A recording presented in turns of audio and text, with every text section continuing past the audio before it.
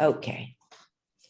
So tonight we're going to again look at Krishnamurti's teachings, and we're looking at the book Freedom from the Known. And it's a book I highly, highly recommend. So now,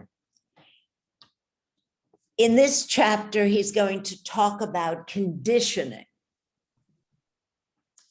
And I'm going to start to read a paragraph. Please don't be offended by what you're hearing. As I said, he's very straightforward, straight to the point, and yet he's a wonderful, compassionate, loving man. But this is what he's saying. If you do not follow somebody, you feel very lonely. Be lonely then. Why are you frightened of being alone? Because you are faced with yourself as you are, and you find that you are empty, dull, stupid, ugly, guilty, and anxious, a petty, shoddy, second-hand entity. Face the fact, look at it, do not run away from it. The moment you run away, fear begins. In inquiring into ourselves, we are not isolating ourselves from the rest of the world.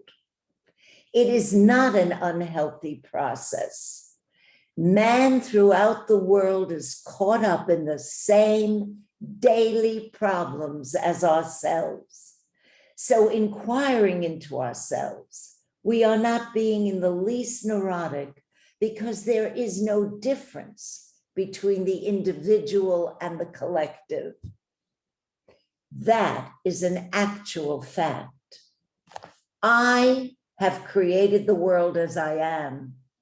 So let's get caught in this battle between the part and the whole. I must become aware of the total field of my own self, which is the consciousness of the individual and of society.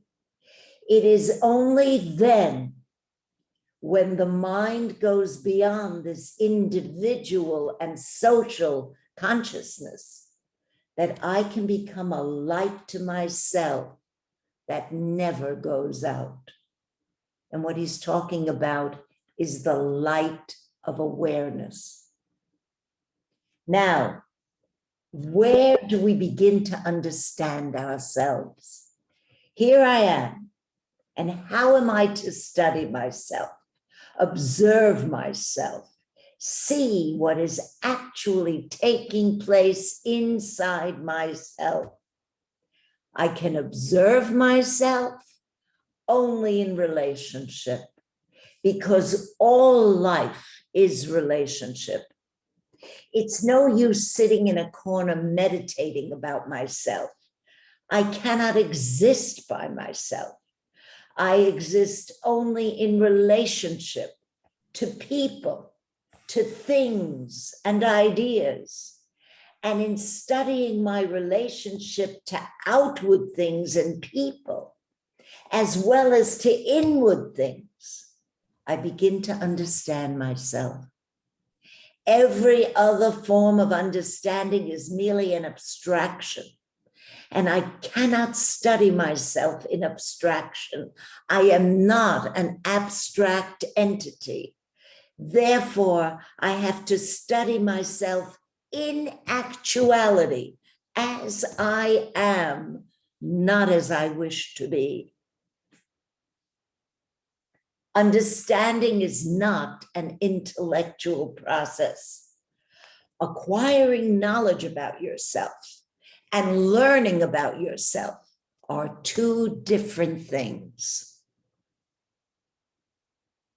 For the knowledge you accumulate about yourself is always of the past, and a mind that is burdened with the past is a sorrowful mind. Learning about yourself is not like learning a language or technology or a science, because then you obviously have to accumulate and remember. It would be absurd to begin all over again. But in the psychological field, learning about yourself is always in the present, and knowledge is always in the past. And as most of us live in the past and are satisfied with the past, knowledge becomes extremely important to us. Learning is a constant movement without the past. So to understand anything, you must live with it, observe it. You must know all its content, its nature, its structure, its movement. Have you ever tried living with yourself? If so, you will begin to see that yourself is not a static state. It is a fresh, living thing. And to live with a living thing, your mind must also be alive. And it cannot be alive if it is caught in opinions, judgments, and values. In order to observe the movement of your own mind and heart, of your whole being, you must have a free mind, not a mind that agrees and disagrees. When we condemn or justify, we cannot see clearly, nor can we when our minds are endlessly chattering.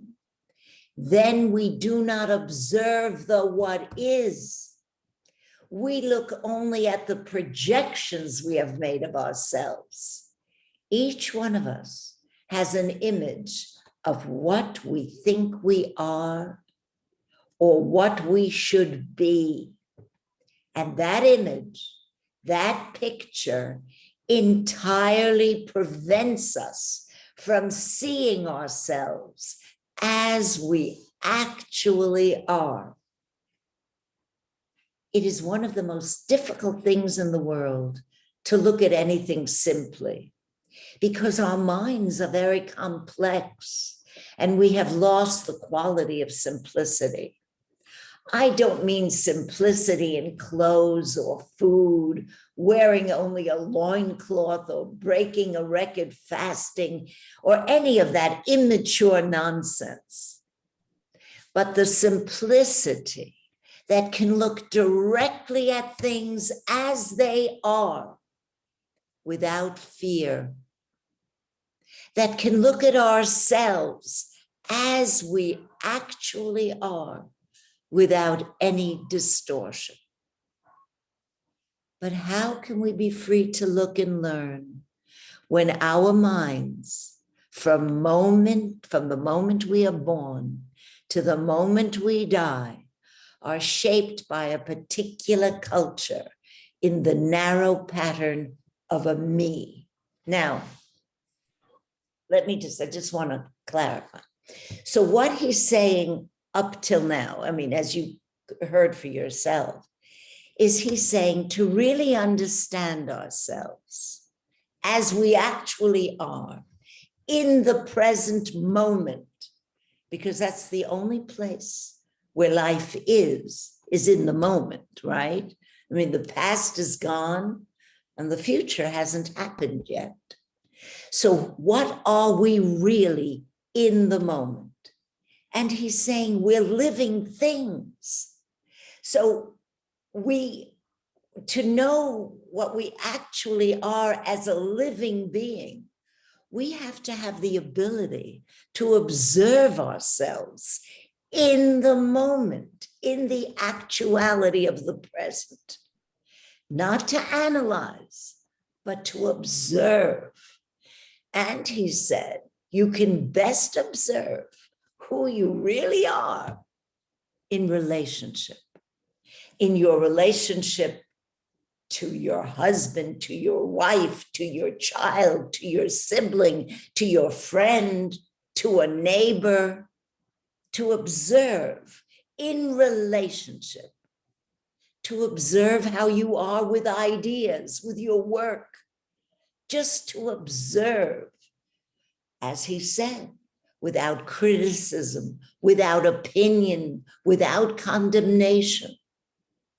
Because the idea of non-duality is to get in touch with the true reality of what we are, not the image that we have created of ourselves. Because that's how we live. We live through this me. And what is this me? The image that I have of myself. And then it's the image that I have of you. And so fundamentally, there are always two images relating to each other. But image by definition is not real. It's an image. So what is the true reality of what we are? Now, this is what he goes on to say. But how are we going to look? He says, how are we going to do this when our minds have been so conditioned? For centuries, we have been conditioned by nationality, by class, by tradition, by religion, by language, by education, by literature, by art and custom and convention, propaganda of all kinds, conditioned by economic pressure, the food we eat, the climate we live in, conditioned by our family, our friends, our experiences, every influence you can think of. And therefore, our responses to every problem are conditioned by this me. Are you aware that you are conditioned? Because that's the first thing you have to ask yourself, not how to free yourself of conditioning. You may never be free of it. And if you say, I must be free of it, you fall into another trap of another form of conditioning. So are you aware that you are conditioned?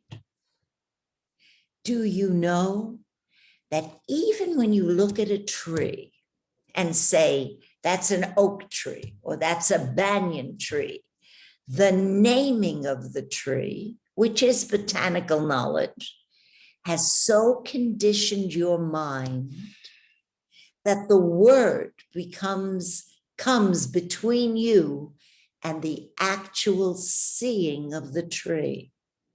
To come in contact with the tree, you have to put your hand on it.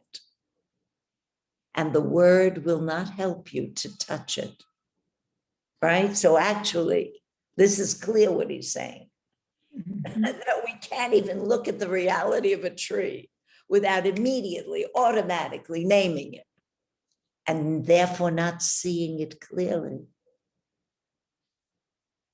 How do you know you're conditioned? What tells you? What tells you you're hungry? Not as a theory, but the actual fact of hunger. In the same way, how do you discover the actual fact that you are conditioned? Isn't it by your reaction to a problem, to a challenge? You respond to every challenge according to your conditioning, and your conditioning being inadequate will always react inadequately.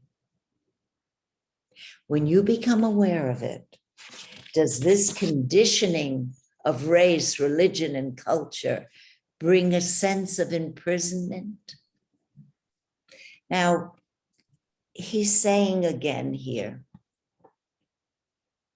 he's really talking about the awareness, the shining the light of awareness onto our own conditioning.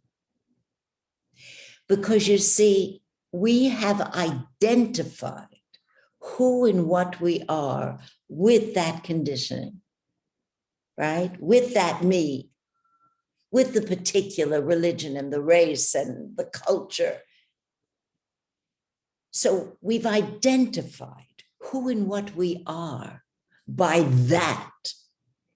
Awareness is not identification. Awareness is just pure awareness. It doesn't identify with anything. It can't identify with anything. When you see a beautiful sunset, forget beautiful, when you see a sunset, in the moment of seeing that sunset, there is a clarity. It takes your breath away. A minute later, or a half a second later, the me comes in and then qualifies that sunset. It was beautiful. It wasn't beautiful. It wasn't as beautiful as last night's sunset. It was so beautiful. I've got to do it again and see it again. But in that first moment of pure awareness of that sunset, there was openness, emptiness, and fullness. So it's very important in non-duality teaching to understand awareness and to get to begin to see that awareness is free of conditioning. And that is our true nature. But let's see what else he says. Oh, he's saying, so your response to, you're conditioned by your response to a challenge. If everything's going well, then you're not aware of any conditioning. But when there's a disturbance, and he says, we are disturbed about life, politics, the economic situation, the horror, the brutality, the sorrow in the world, as well as in ourselves. And from that, we realize how terribly, narrowly conditioned we are. So, there is a tendency in all of us to put up with things, to get used to them, and to blame them on circumstances. If one gets used to disturbance, it means that one's mind has become dull. And then what happens is we try to escape. And we escape by taking some kind of a drug, joining a political group, shouting, writing. Why is it that we escape from actual facts? And in this case, the actual fact of our being. We are afraid of death. I'm just taking that as an example. And so we invent all kinds of theories and hopes and beliefs to disguise the fact of death. But the fact is still there. To understand a fact, we must look at it, not run away from it. But most of us are afraid of living as well as of dying. We are afraid for our family, afraid of public opinion, afraid of losing our job, our security, and 100 other things. The simple fact is that we are afraid. Not that we're afraid of this or that. Now, why can we not face the fact? You can face a fact only in the present. And if you never allow it to be present, because you're always escaping from it, you can never face it. And because we have cultivated a whole network of escapes, we are caught in the habit of escape. Now, if you're at all sensitive, if you're at all serious, you will not only be aware of your conditioning, but you'll also be aware of the dangers that results in it, the brutality and the hatred that it leads to.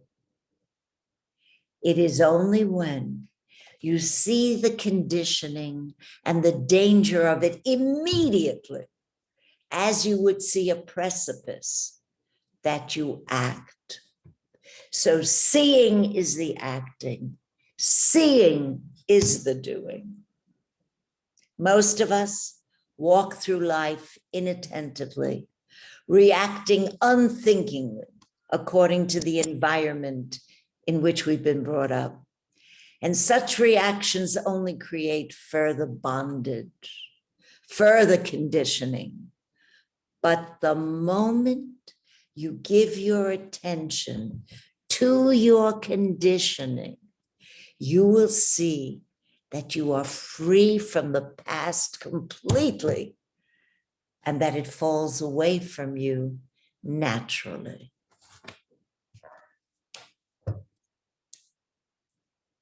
So, love to hear from you. Any comments, any thoughts on this? Well, he's saying that you're born into a consensual reality. Yes. That we all share, and it's never questioned. Well, yes, but then that each of us are then conditioned in that consensual Absolutely. Reality differently. Yeah, definitely. So someone from China Yeah. has the same consensual But reality, but different conditioning. Different flavors. Different flavors. And seeing through that. The seeing through in that. the moment. In the moment, because it can only be seen in the moment. But he's saying to see it, see, if you see it with an opinion, with a judgment about what you're seeing, then you're back in the me. You're still caught in it. Because then you're in it. That me is what creates the judgment and the criticism. But when you're able to see something immediately, and it's not followed by any judgments or any conclusions or any opinions or any analysis, just an immediate seeing. He says there's a freeing. So if one is able to see, let's say, well, he always likes to use it, so we'll use it. Let's say envy comes up. Suddenly there's awareness that envy has arisen inside. In that moment of seeing it, without even naming it, just seeing it and not going anywhere with it, not justifying it. I have a right to be envy, or criticizing it. No, I should not be. It's not nice to be envious. Then I'm back in the me. But if there's a clear seeing, an immediate seeing without any movement of thought, just a pure observing, then in that moment you're out of it, because otherwise you wouldn't have been able to see it, right? In that moment, you're out of the envy. Otherwise, you wouldn't have seen it. If you were still in the envy, then you would just go on and dwell on, and then create more issues around envy. But if I just see it, if it's just seen, if it's just seen, then one is out of it. That's not to say it's not going to come up again. But in that moment of pure observation, of shining that spotlight of awareness, you're out of it in that moment.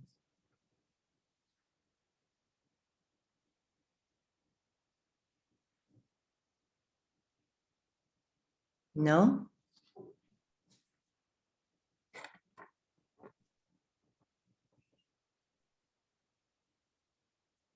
So my essential essence, my essential being is pure awareness, pure consciousness Yeah.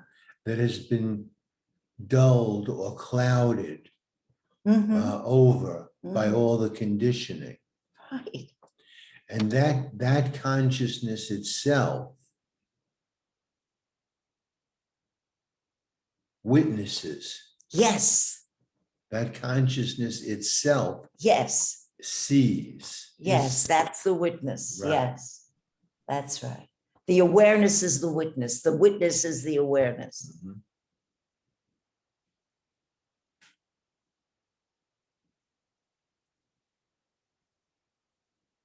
Right. I think that what may, I was going to say block us, but better hinders us in being able to appreciate that experience is that we're looking for something, we think that something that's revelatory is big, Mhm. like very, like the universe or some of the planets. Um, but as you were talking, I got a sense that it's something that if we do look and we do see, we're doing it very often. And it is not something big. It's something that's quite natural and it's available to all of us. But what can block being able to see what we're looking at is this idea that it has to be earth shaking Mm. or beyond belief. Mhm. When it's like, I don't know, a good cigar or things that we ordinarily don't pay that much attention to. So it isn't a question of whether or not we're able. It's a matter of where we focus our attention. Yes, Mhm. that's right. Giving attention, attending. But isn't it interesting that he says that most of us are afraid to really look and to see what we actually are? It's easy for us to see what somebody else is, but it's much more difficult for us to see who we and what we really are. And because there's a fear of looking at the reality of who and what we are in the moment, in relationship to anything, we escape. And he said, we've gotten really good at escaping. And you can see it for yourself when something comes up and it's difficult. One wants to immediately escape into something that will ease the pain of the difficult. But if we have the courage just to stay with it and see it through. But we have to learn that. That's not intuitive. That's not the way we were brought up. We weren't brought up thinking about non-duality, thinking about the awareness and so on and so forth. That doesn't, the only way that you can possibly have come into it is by some avenue of Buddhism, some area of spirituality, and eventually getting to the non-duality aspect of that spirituality. Yes. But I mean, I guess there might be some kind of a way for somebody to get an idea of this, but I don't, to my mind, I can't figure it out. I mean, we're given a whole set of ways of being I mean, we're so structured. It's like being in a suit of armor, Right. and you go through life with the suit of armor, and you know, you don't realize that you can live without the suit of armor. Right. But to get rid of it, Yes. we're brought up to think you're going to be impervious. You're going to be, you know, lending opportunity to bows and arrows, to shotguns, to snake bites, and all people throwing stones at you, and all the rest of that nonsense. So that it's very, very, very difficult to get an understanding of what you are, just what you are, what you've been made to think you are. So Ugo, you're saying that if I believe I'm in a suit of armor and everyone else around me is also in a suit of armor, unless I meet somebody who comes along and says, you know, you can take that suit of armor off, that idea is not going to come to me because it's not part of my consensus reality, because everybody is sharing the same belief that the armor is permanent. Yeah, because I think the only instrument that you have that can give you an understanding of that is your brain, is your mind, so on and so forth. So this thing has to be approached, from my understanding, from that level. You've got to get some kind of an understanding of what's happening. You know, that in a sense, the suit of armor is imaginary. Yes. Yes. But just like anything else, if you believe something, if you have a belief in it, it's just as effective. It's just as effective as being in a suit of armor. Yeah. Well, yes, sure. of course. So, but until you get somehow you stumble upon somebody that gets you to look at this thing and start to take apart this whole image that you've created of yourself, you know, gets into this concept of a me, an I, an ego, a center, and all the rest of that stuff. It's very difficult to, as I said, I stumbled upon it. I bought this book, Freedom from the Known, about 20 years ago. Mm-hmm. And I read it and I didn't understand it. I thought he was talking gibberish. Mm-hmm. What do you mean I'm not me? What, are you crazy? Who the hell am I if I'm not me? And so on and so forth. And it went into a nonsensical dialogue. But through a different avenue, when at some point I went to visit this guy in the corner over here, this Roleri guy, and we went. He took me to a one-day seminar that had to do with spiritualism and Buddhism. I got exposed to it, and I thought, Jesus, this is pretty good. These guys are pretty good. They're talking about, you know, suffering and all the rest of that stuff. Mm-hmm. And I became interested, and we were off to the races. But it took that kind of a thing.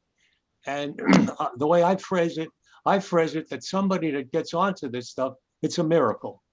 You need a miracle to happen. And it's not intuitive. It's not something you're going to necessarily stumble upon or something. It's a miracle that you come into the presence of a presentation, like maybe being here, attending this Zoom meeting, and hearing something that clicks. Mm-hmm. Otherwise, it's not going to happen. Mm-hmm. See, for me, what happens is, I think if you go back to your beginning socialization, you know, when you're a child, you know, you're taught that, you know, you have to do this, to do that, to do, you know, this is what you are, this is what your identity is. So when we start to peel that off a little, and for me, it's almost going back to childhood, prior to having all the shoulds and the socialization, that I can finally just be me and be the observer, Yes. and be the I. Yeah. But it's almost like from a childlike perspective, without all the judgment. Yes. Yes. That's right.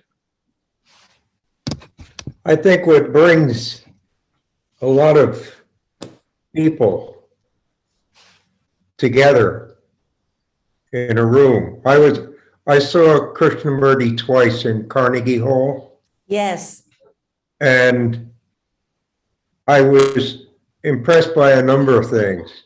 One of them was the the sense that everybody in that huge auditorium was listening intently.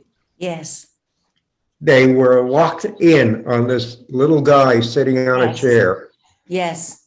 And I believe, well, from my own experience and that of others that I work with, what brings us to that point of receptivity is pain.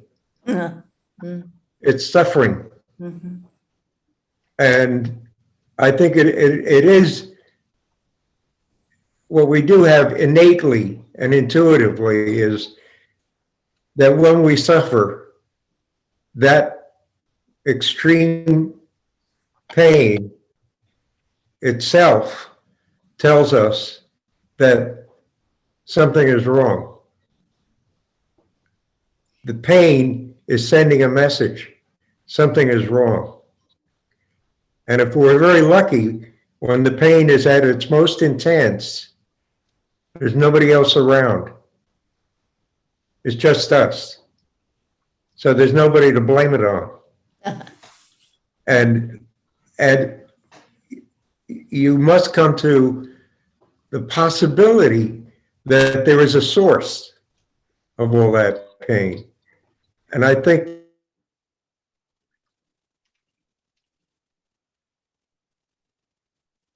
Mm-hmm. Oh, did Bill freeze? Oh, Yep. I think you've, Yeah. Bill froze. I'm Well, I sorry. think Bill was making a point because sometimes it's that pain that creates a crack in your identity. Yes. And then you're open to hearing an alternative view that you weren't open to when things were comfortable. Yes. So for most people, it's true. I think pain does bring us, well, it brings us into a therapist's office. And however, it also brings us to a place of wanting to know, is this all there is? Is this it? And when you get to that place, then you want to even go past this me.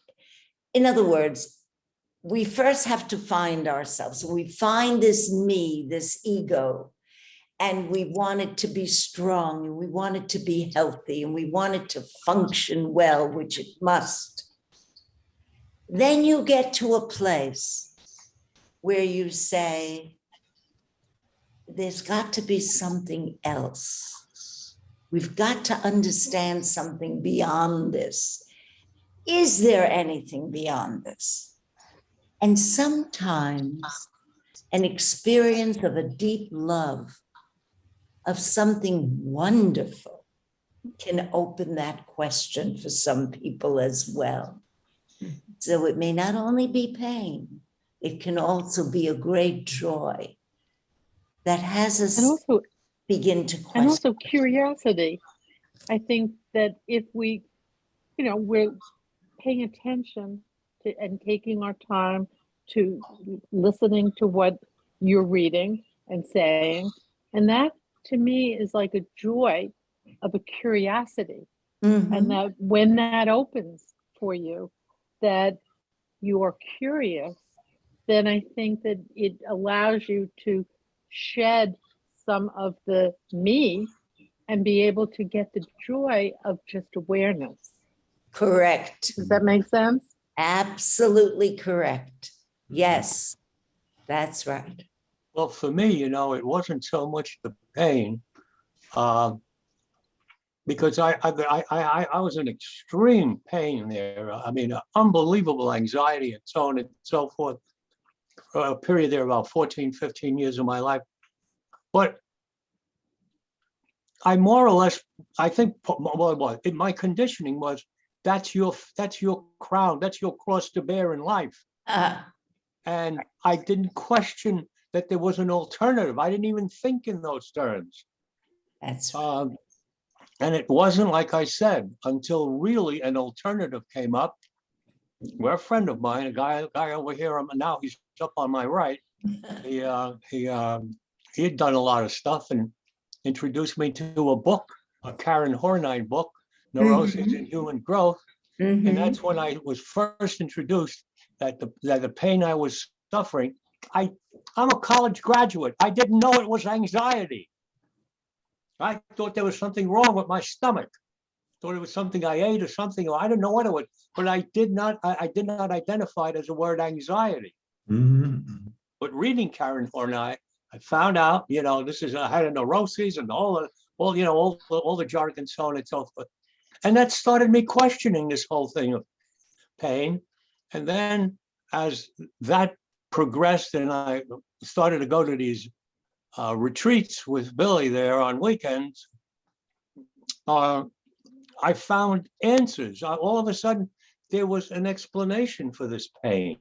And there could be relief from it.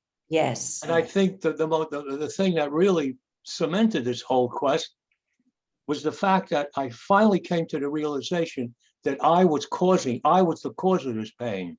It wasn't the rest of it. I was always looking at the world. All these people are doing these things at me. My mother, my father, my boss, some of the people I meet. My relationships were a lot of my relationships were contentious relationships. I was defending myself. I had that suit of armor on, and I thought, but it wasn't working. So Ugo, that's a perfect illustration of what we were talking about before, that if you're not introduced to this novel idea, Right.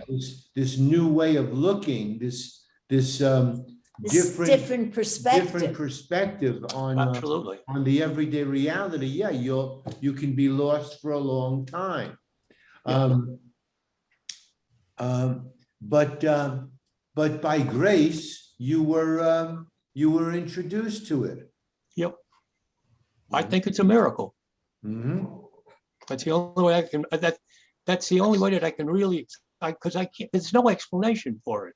That's right.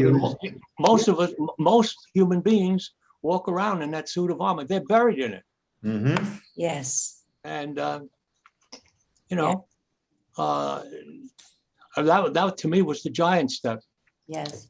Well, you know what's interesting about Krishnamurti, I think, is that he also asks us to ask the question, is there anything sacred? Not what we've been taught about what is sacred or what's supposed to be sacred, but to ask the question, is there anything sacred? And to answer that question for ourselves, because we have to discover it, he said, for ourselves. We have to be able to free ourselves of this imaginary image of a me that we have put together through our conditioning. Absolutely. And through all the other ways that the me gathers its energy and strength and feels so real. But unless we're able to put a pin in that image and be free of it, how will we ever answer that question? Is there anything sacred? And he would say, yes, there is, but you have to find it for yourself. And that is part of I think, the wonder of non-duality, because the teaching of non-duality also says there is something that is absolute, that is an absolute non-conceptual reality. No. Bernie, you were going to say something? Oh, okay. So this absolute non-conceptual reality that the sages throughout the ages have talked about. Religions have been founded on the direct experience of people who say, yes, there is something sacred.